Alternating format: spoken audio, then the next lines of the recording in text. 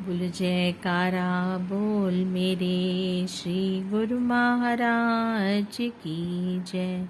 श्री अमर ज्योति दर्शन ग्रंथ श्री आनंदपुर कंटिन्यूड। श्री सद्गुरुदेव जी महाराज धीरे धीरे श्री आनंदपुर में सत्संग हॉल, लंगर, स्नान गृह तथा आवास क्षेत्र को सुव्यवस्थित बनाने के लिए महत्व प्रदान करने लगे, ताकि सहस्त्रों की संख्या में पर्वों पर आने वाले जिज्ञासु सुविधा पूर्वक सत्संग व श्री दर्शन का लाभ उठा सकें।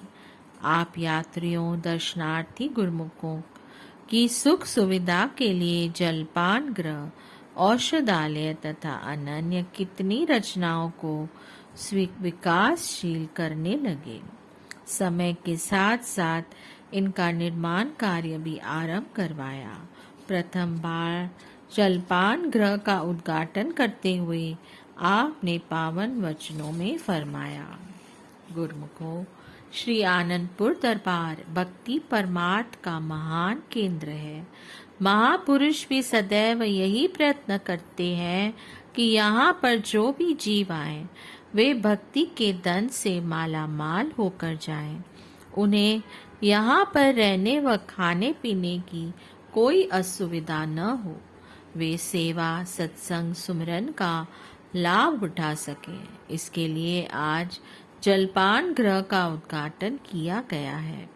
इस जलपान गृह का मकसद लाभ कमाना है। इसका प्रयोजन आई हुई संगतों को सुविधा प्रदान करना है, ताकि शरीर की आवश्यकता पूर्ति से मन अपने मन काम में सरलता पूर्वक लग जाए।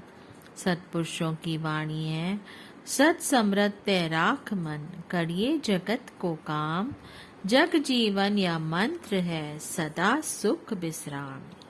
संत जगजीवन दास जी फरमाते हैं कि अपने मन की डोर को सदा परम पिता परमात्मा से जोड़कर संसार के कार्य व्यवहार करते रहने से जीव को सदा सच्ची खुशी प्राप्त होती है। वास्तव में देखा जाए तो यही सच्चे सुख को पाने का एकमात्र मंत्र और साधन है। वाणी में भी वर्णन आता है, मन बेचे सतगुरु के पास, तिस सेवक के कारज राज। जो अपने मन को सतगुरु के हवाले कर देता है, उस सेवक के सारे कार्य सहज ही संवर जाते हैं। सतगुरु के हवाले करने का अर्थ है कि समस्त वासनाओं और कामनाओं से मुक्त होकर अपने इष्ट देव की आज्ञा को ही सर्वोपर जाने, उनके द्वारा बताए गए नियमों पर चले। भजन, अभ्यास, सेवा, सत्संग, सुमिरन और ध्यान, इन नियमों को हृदय गम कर नित्य प्रति नियम पूर्वक आचरण करने से मन की शुद्धि होती है। मालिक का सच्चा नाम और ध्यान हृदय में बस जाता है तथा अंतरात्मा में प्रकाश हो जाता है। ऐसा प्रकाश होने पर जीव खुशी का अनुभव करता है। यदि इंसान का असत वस्तुओं से स्नेह न हो, केवल सच्ची व सार वस्तु से प्यार व लगाव हो, तो वह शाश्वत आनंद को पा लेता है। गुरुमुख जन ऐसी चीज को अपनाते हैं जो सदा उनके संग रहे। शेष दुनियावी वस्तुएं साथ छोड़ जाती हैं। अंतिम श्वास तक साथ जाने वाला तथा सदा संग साथ रहने वाला केवल मालिक का सच्चा नाम है। महापुरुषों का कथन है, सिमर सिमर सिमर सुख पाओ, सांस सांस समाले, यह लोक परलोक संग सहाई, जत कत मोय रखवाले। गुरु का बचन बसे जिय नाले, जल नहीं डूबे तस्करु नहीं लाभ लेवे, बाय न सके जले। श्वास श्वास में मालिक का नाम जपो और श्वास श्वास में सुख पालो। जो जीव सतगुरु का शब्द हर श्वास में जपता है, उसको सुख मिलता है।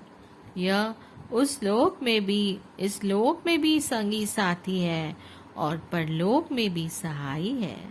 जब हर समय इंसान के दिल में मालिक का नाम बसा होगा, तो फिर उसे किस बात का भय और किस बात की कमी। उसने दिल ही उस चीज में लगाया है जो सर्वव्यापक और सब सुख प्रदान करने वाला है।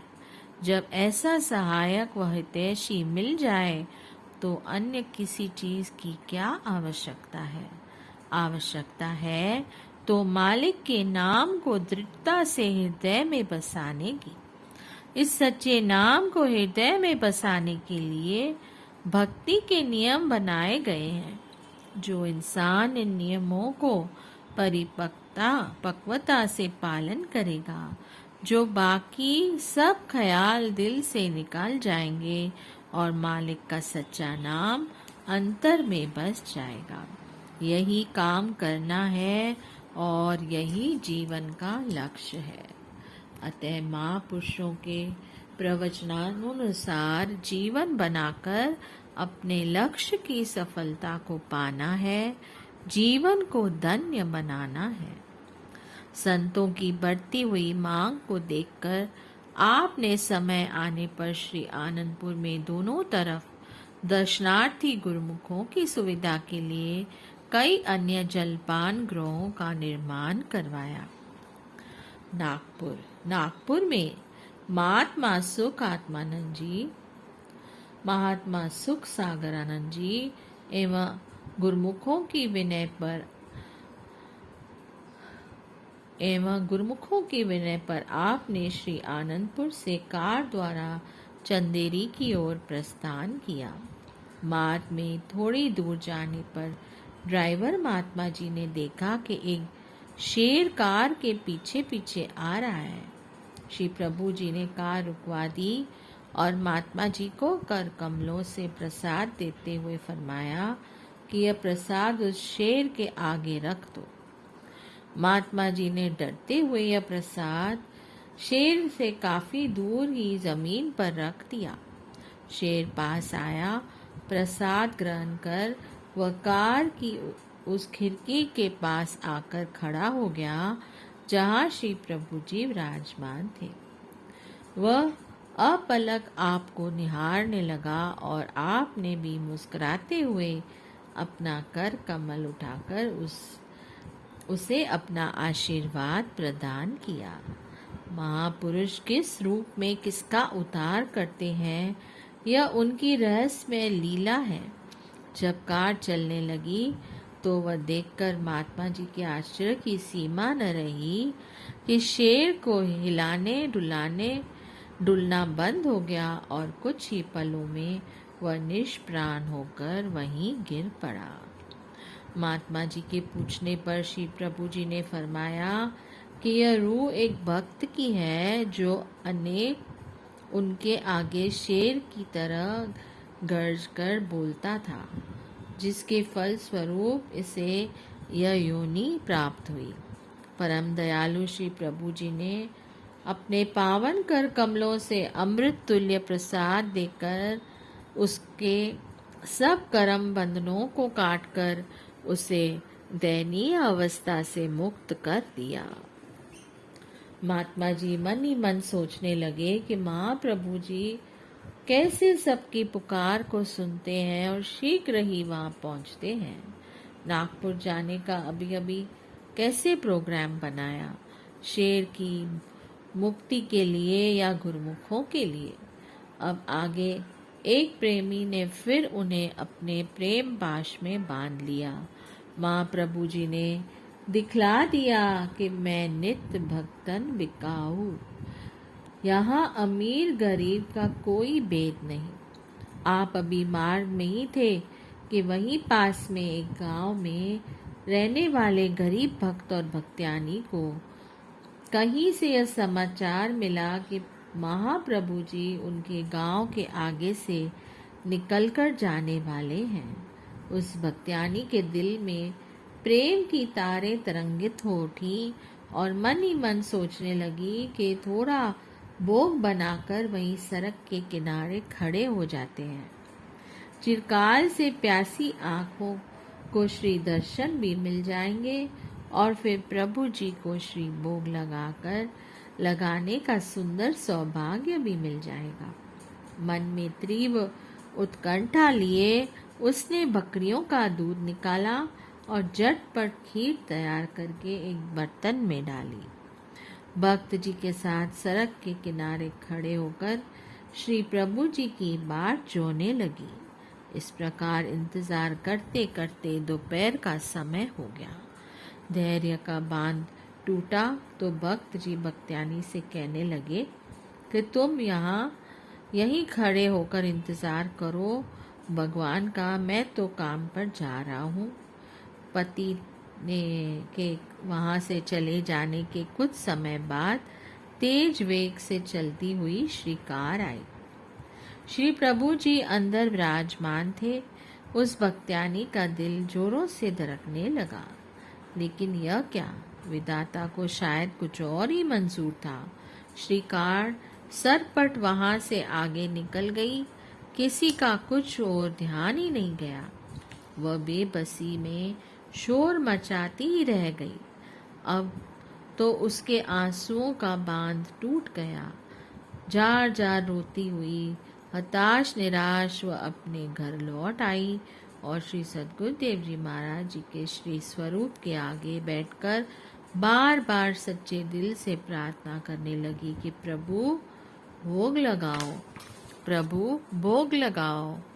अद्भुत करिश्मा, महान अचंबा। महाप्रभु जी ने अकस्मात ही सेवादारों को कार वापस पीछे मोड़ने का आदेश दिया।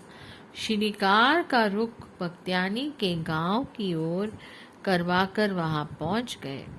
उसके घर पहुंचकर पीछे से आवाज लगाई कि रोती ही रहेगी या भोग भी लगवाएगी, लेकिन वह प्रेम मग्न हो पूर्वत करबद्ध प्रार्थना करती रही कि प्रभु यदि आपने भोग नहीं लगाया तो मेरा पति मुझे उलाहना देगा, रूठ जाएगा।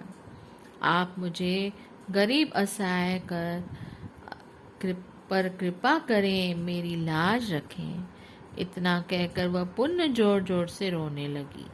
पीछे से दोबारा आवाज आई कि क्या हम यूं ही खड़े रहेंगे। आंसुओं से तरबतर चेहरे को घुमाकर जैसे ही पीछे देखा तो वह हक्की बक्की रह गई।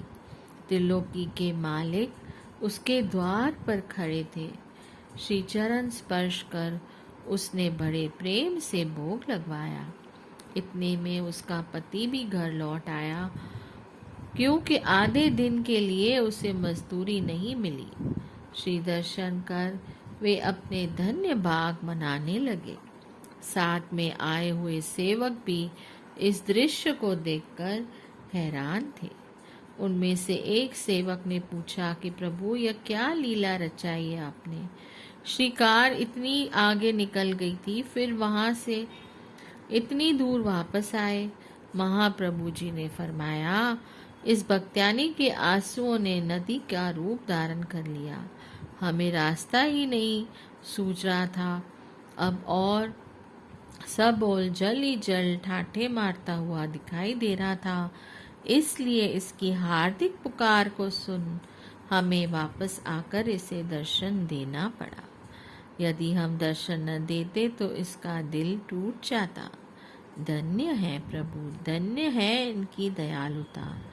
अपने सुकोमल तन पर कष्ट सहन करके भी अपने प्रेमी भक्तों की पुकार को सुनकर उन्हें कृतार्थ करते हैं। बोलिए जयकारा, बोल मेरे श्री गुरु महाराज की जय।